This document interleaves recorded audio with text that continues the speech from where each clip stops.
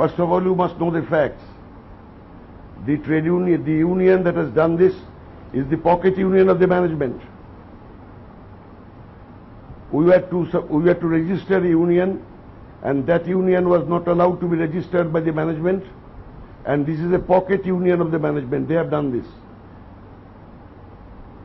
Secondly, please understand why there was a mass violence. It cannot be due to any remark only.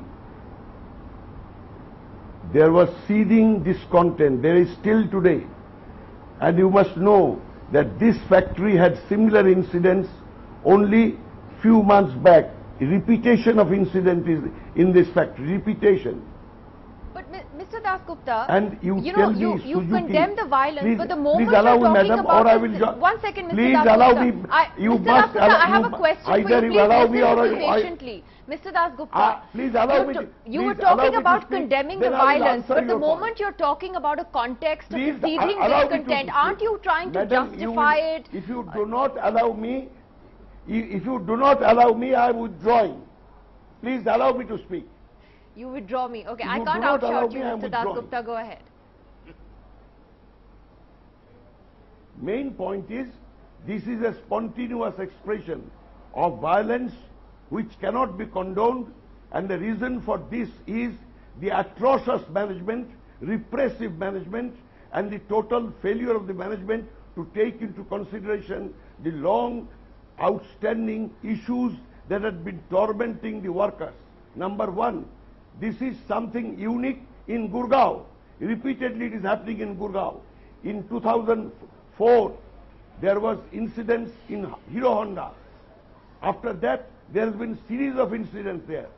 I agree with my friend. Mr. Dasgupta, a man, you know, a 50-year-old hard-working, middle-class general manager of a company was beaten up, his legs were broken, he was left to die, his body, he burnt to death.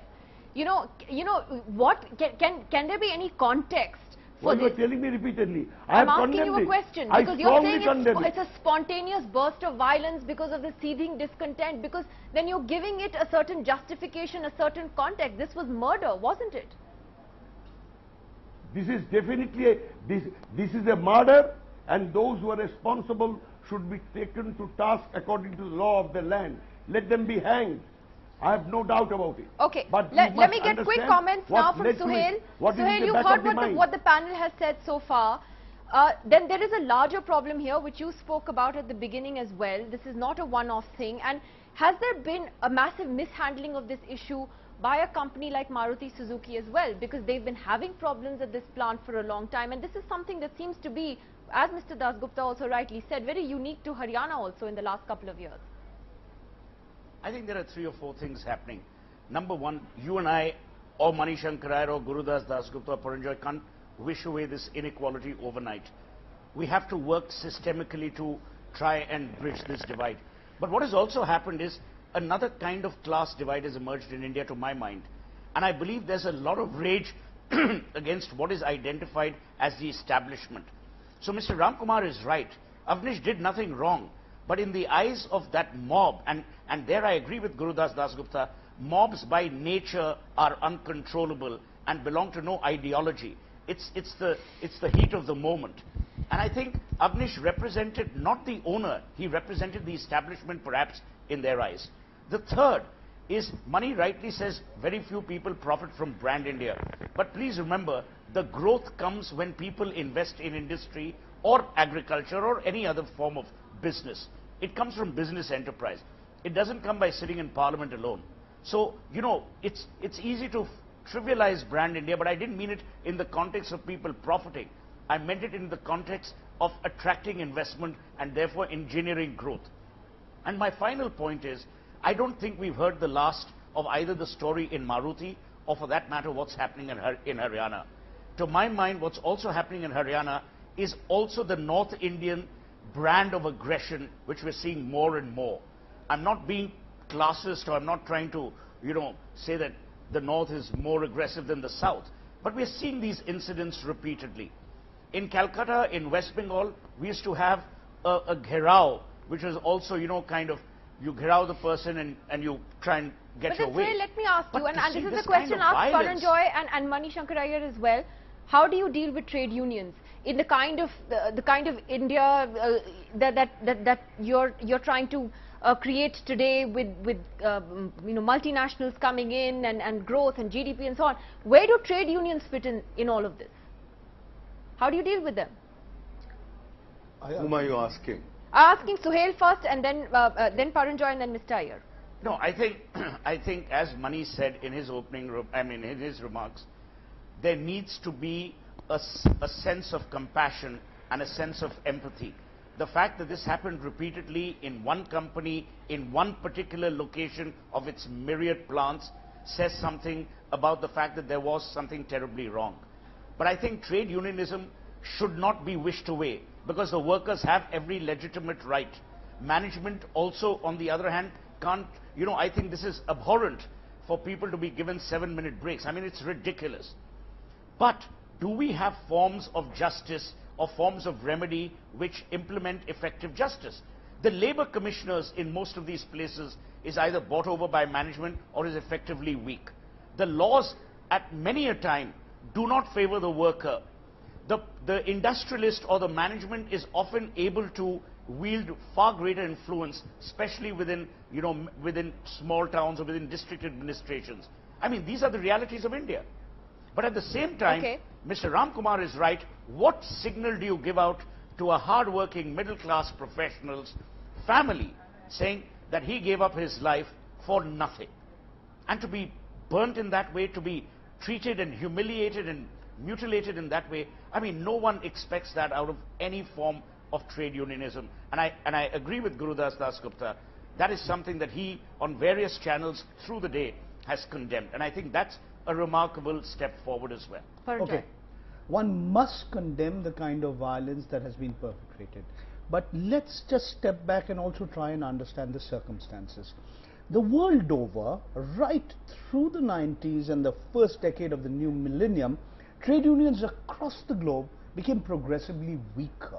But what's happened is, after the Great Recession, the double dip recession is still on, we are seeing as inequalities have widened across the globe and also in India, it's led to greater social tensions. As Suhel rightly points out, you cannot stop trade unions, you cannot wish them away.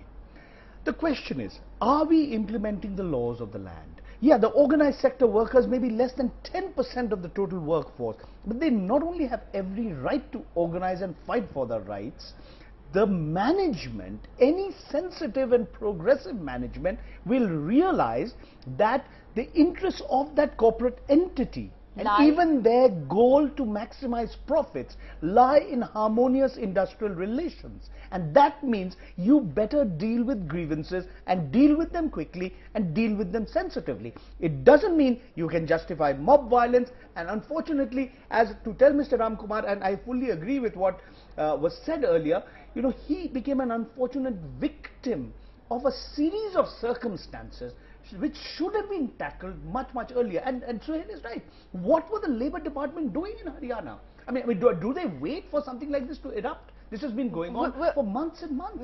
Chinmay Sen Gupta, who's sitting with Mr. Ram Kumar in Mumbai, is also with us, and also a friend of Awnish's.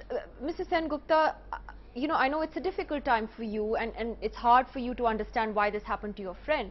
But do you concede that this has been also an utter failure on the company's part as well, to just ignore the signs that were building up for months?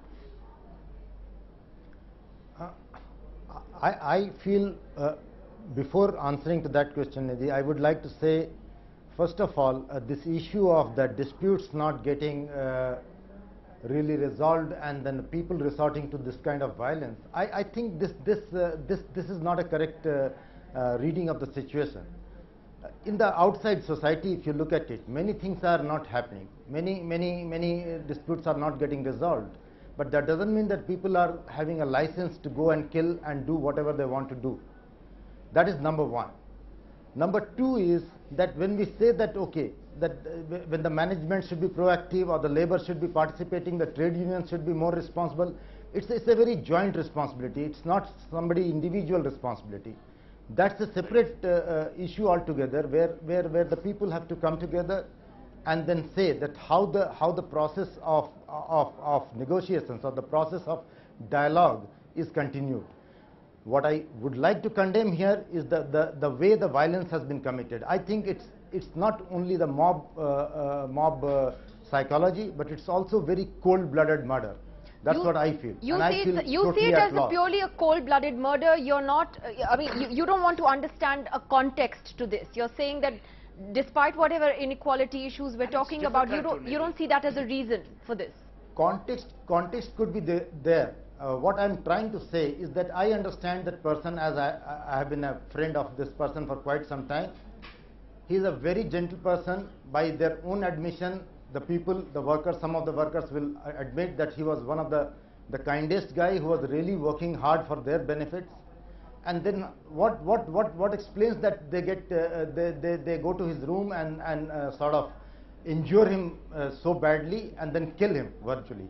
So I'm not talking about that. I'm telling that the context could be anything, but that context could be there outside as well. Why within the walls of the factory we are talking about? This context could be outside as well. And then will we justify that the context is there? There is a lot of you know, the feeling within the pent-up feeling within the crowd, and they could do anything else in the outside as well. Why we are talking in the factory only?